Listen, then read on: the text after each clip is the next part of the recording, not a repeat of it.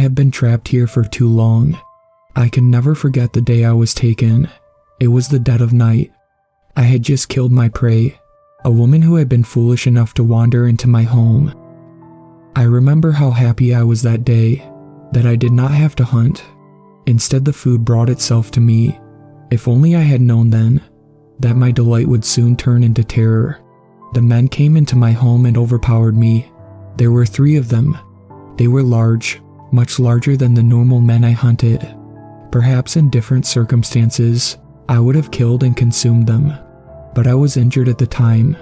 Not a grave injury, but it impeded me still. I had received the wound a week before, from a particularly resilient man. He had beat at my foot with a rock, damaging my ankle. Even as I straddled his chest, tearing his throat open, looking back, I still find myself appreciating the man's sheer will, but I appreciated his flesh much more. Even without the injury, the men would have been difficult to conquer, but not only that, they were carrying strange metal poles. They were warriors of some kind. The poles fired darts that struck me and made me drowsy. The men threw me into a metal carriage that moved by means I knew not, and still do not know. It was within this carriage I lost consciousness. I awoke, I know not when, in a metal cage. I was still in a slight daze. There were men all over the place, all just as large as the 3 who had attacked me. Initially, I was ecstatic. I was surrounded by food, and I did not see any of the men who had taken me. These ones did not have any metal poles, so they were easy prey. But when I attempted to escape, I found myself unable to damage the cage in any way. I shrieked and roared and bashed at the cage. The men flinched in fear, and some pulled smaller metal objects from pouches at their hips. I drew myself to my full height, still towering above the men, despite them being larger than the ones I was accustomed to. I felt something hit me in my back, and I turned my head to see another dart had struck me. One of the men who had taken me had been behind me the whole time, on the other side of the cage, and he had fired another dart at me. Once again, I fell unconscious. When I awoke again, I was in a room. It was larger than the cage I had previously been, but this one did not offer the commodity of being able to see out of it. The walls were hard stone, and the door a harder metal. I tried to break out for hours, but I could not. I laid upon the ground, only thinking of my hunger. I was utterly ravenous. Whether it was morning, noon, or night, I had no way of knowing. All I knew was how famished I was. Even if only one day had passed since I had last eaten, it still would have been one day too many without food. My capture was regrettably my fault and mine alone. I had grown complacent. I was situated in a location with much prey, and I stayed for too long. I have lived for hundreds of years, and I have hunted in many places. I have preyed upon men of every color and creed. I have always hidden my tracks, and never stayed in one place for too long. But I was lulled into a false sense of security. My home, a deep cavern, was one I thought no man would find me in. I should have fled when that woman entered my home. If she could find her way in, of course warriors could. I curse my foolishness, but I must look forward. The past cannot be undone. All of this happened a while ago. I can only estimate the length of time that has passed. I assume it to be a fortnight. 1 fortnight, stuck in this prison. 1 fortnight too many. The men frequently take me from the room. They always do it the same way. A small part of the door is opened, and meat is thrown in. I devour it, for I am starving always. I am rendered comatose moments afterwards. They have poisoned the food. In the brief seconds before I am unconscious, I can see the door open and men enter. I always awake in the same room, but in a different position from where I fainted. I know the men are taking me somewhere and returning me. I know not where they are taking me, nor what they are doing to me. The only way to avoid this would be not to eat the meat, and that is no option at all. My hunger will not allow it. Sometimes the men try to speak to me. I can speak their simple language, of course, but I say nothing to them. I have no interest in doing so. Most of the time, the men leave me be. Sometimes, if I roar and bellow and strike at the walls too much, 5 men will enter the room and hit me with darts. I have attempted to attack them, but their strength is shocking. I have grown weak since I arrived here. The men wrapped my injured foot in something. I am unsure of what it is, or what nefarious purpose it serves. I live in fear. I fear men. Men I have preyed upon since I was created by the Great Spirit. Men who have feared me and indeed feared all Wendigos, now have made me feel fear. I fear their metal poles. I fear their size. I do not know why these ones are so big. I am ashamed of myself for feeling this way. It is as if I am their pet. I often wonder where they get the meat from. It is man meat, without a doubt. They tried to feed me other things, but I can only consume man meat. These men must kill and butcher their own kind to get it. Perhaps they consume other men as well. I shudder at the depravity of it. The thought of killing, or even worse, consuming my own kind, other Wendigos, makes me sick. I don't know what the people will do to me. I have heard a story of a Wendigo that was slaughtered by men. They chopped off his legs, then later cut him to small pieces. I imagine they will do something similar to me. I found paper in my room, so I write this message. I write it in my native tongue, which only Wendigos know, and is simply nonsensical gibberish to humans. I have no way of knowing where this message will go, but it is my only option. If any of my kind somehow finds this, please save me. I will forever be in your debt. Dr. K. Bowman. The preceding transcript was written by a man named Ned Terrell, Canadian, 2.05 meters tall, 34 years old, worked as a dentist. Him and his girlfriend went missing 3 months ago and were presumed dead. Mr. Terrell lived a normal life prior to his disappearance. He received a proper education, was never abused, never had mental health issues, or any sort of violent behavior. All of his friends and family spoke of him quite highly, until they were informed of his actions. Those who knew Mr. Terrell noted that he had always been quite fascinated with superstitions, legends, and mythological creatures. On multiple occasions, he would go on trips to attempt to find these supernatural beings. He has traveled to Scotland to look for the Loch Ness Monster, America to find several creatures including Bigfoot and Mothman, Malaysia, Indonesia, and Singapore to find a Pontianak, as well as several other countries. His most recent interest was the Wendigo.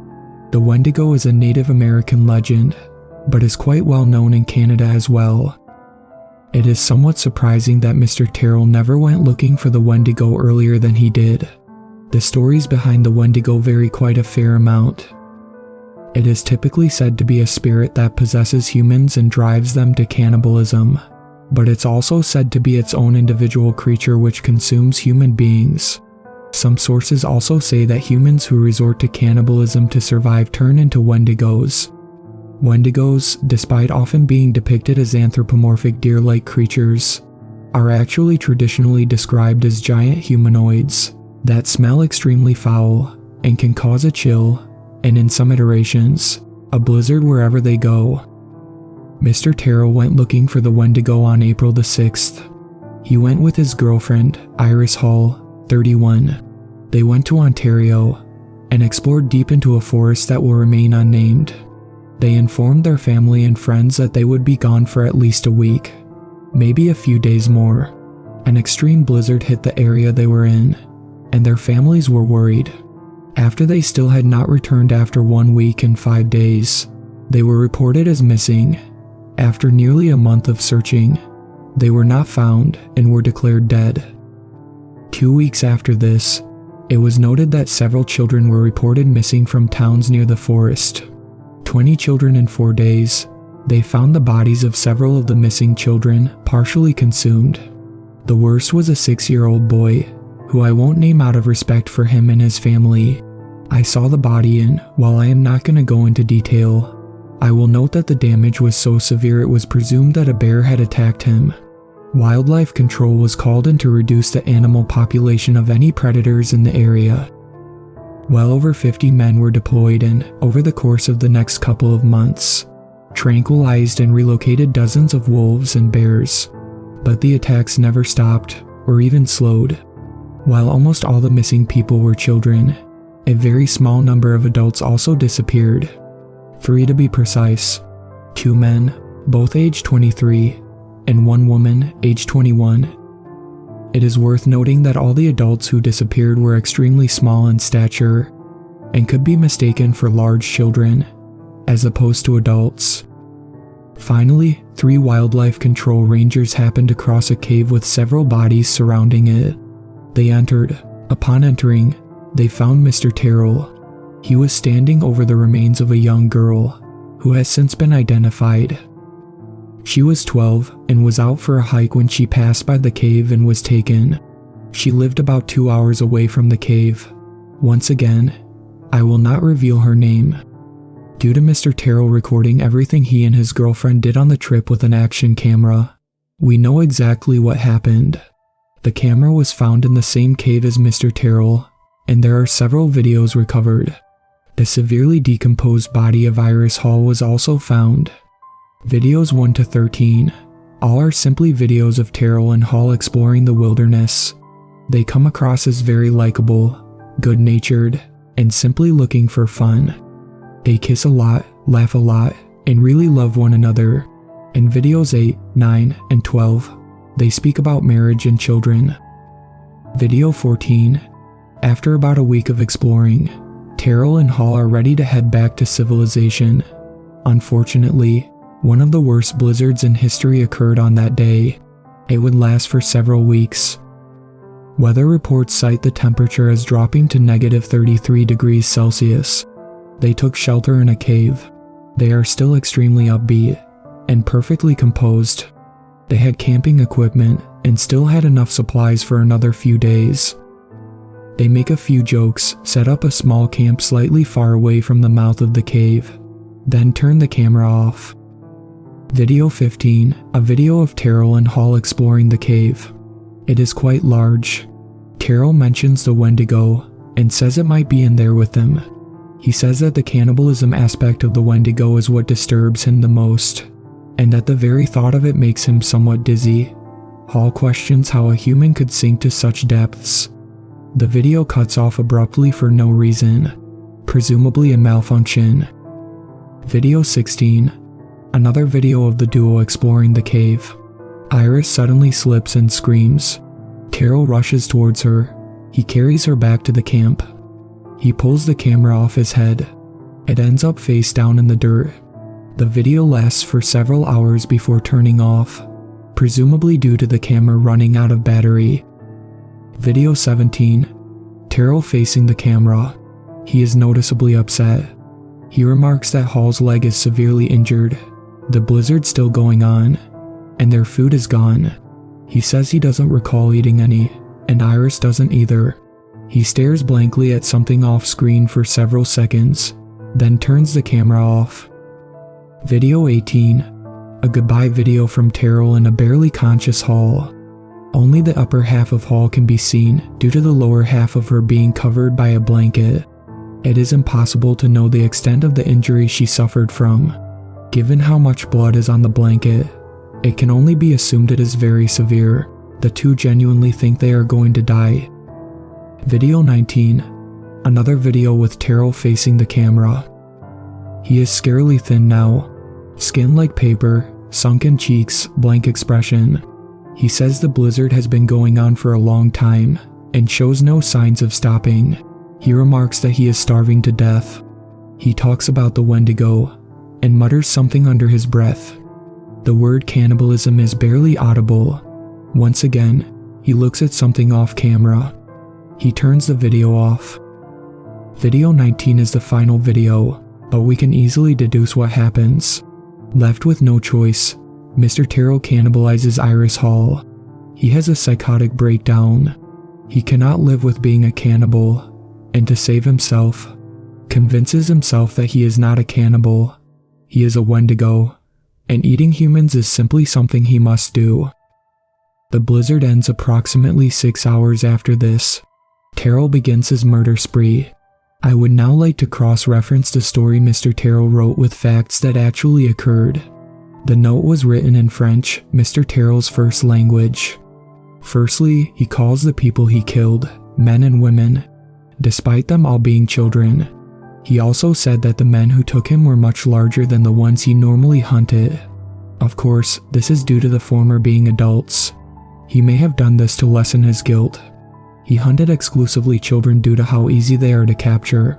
Upon finding Mr. Terrell, the Rangers panicked and tranquilized Mr. Terrell. Despite being injected with enough tranquilizer to kill an average male, he survived. They threw him into a truck meant for animals and immediately drove to the nearest police station. He was placed in a holding cell. When he awoke, he attacked the bars of the cell.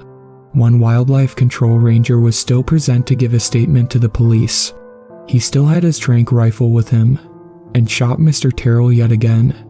Due to the panic he was in, he was not charged for anything, as it was a rather understandable reaction. After the holding cell, Mr. Terrell was later transferred directly to our mental facility and is currently locked in a room just down the hall. The process of getting him in here was a little scuffed, but we made it happen. We had to. He is without a doubt the most dangerous patient I've ever seen, but also the most fascinating. We feed him exclusively pork, as he spits out anything else we give him. I find it rather interesting that Mr. Terrell called the tranq rifles metal poles and the truck a metal carriage. Without a doubt he knows what guns and trucks are. He seems to feign ignorance about many things. For instance, not knowing how much time has passed. There is a clock in his room. This shows how far his delusion goes. He has convinced himself that he knows nothing about human technology. Why would he? He's a Wendigo. He also said that he had a foot injury from being hit with a rock. While he did have a hairline fracture, it was nothing major. We gave him a cast. He doesn't seem very fond of it. We do frequently remove Mr. Terrell from his room, but only so we can clean him.